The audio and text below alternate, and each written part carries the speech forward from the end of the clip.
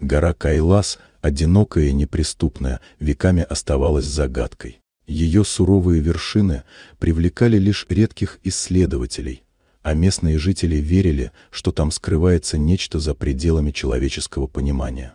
Группа ученых из Международного института экологии отправилась туда с миссией установить камеры для изучения местной флоры и фауны. Они хотели запечатлеть редкие виды животных, приспособившихся к экстремальному климату. Камеры разместили на разных высотах, от подножия до самой вершины. Первые недели наблюдений не дали ничего особенного. В объективы попадали снежные барсы, горные козлы, хищные птицы, а иногда и внезапные лавины.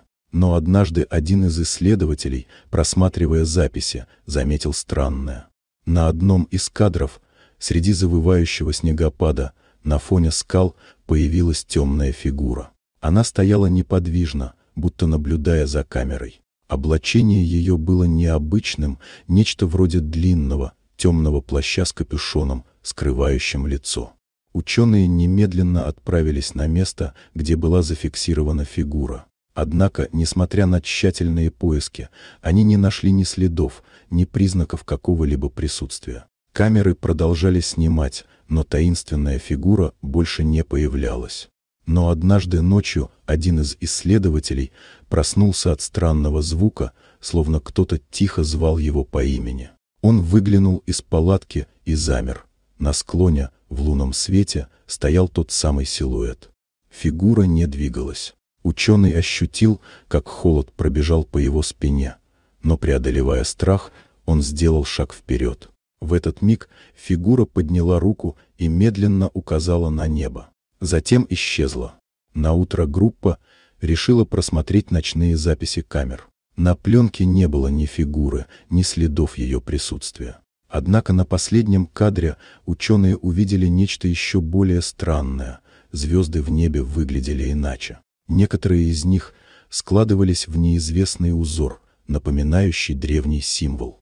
Они пытались разгадать значение этого знака, но безуспешно. Спустя несколько дней группа покинула гору, но тайна так и осталась нерешенной. Однако один из ученых не смог забыть тот момент. Он начал изучать древние легенды и мифы, связанные с этой вершиной. И в конце концов, через годы поисков, он нашел старинные записи монахов, в которых говорилось о хранителе неба, существе, что появляется только тем, кто готов увидеть истину. Истину, способную изменить взгляд на саму природу мироздания. Случай на Кайласе навсегда остался тайной. Но те, кто видел фигуру, знали, необъяснимое ближе, чем кажется. Вот такая удивительная история. Дорогие друзья, если вам понравилось видео, поставьте лайк, а также подписывайтесь на канал, где найдете еще много интересного.